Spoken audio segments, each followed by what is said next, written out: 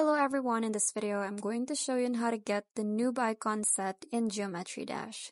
So let's start with the first step, which is open the icon kit from the main menu. So in here, the Noob Icon Set features simple, basic designs reminiscent of beginner players. Next up is the noob icons are typically the difficult or the early unlockable icons. So just navigate to the beginning of each icon category to find them. So just a pro tip, icon number 1 in each category is usually considered the noob icon. Next up is choose noob colors. So for the authentic noob look, select the default green primary color and light blue secondary color.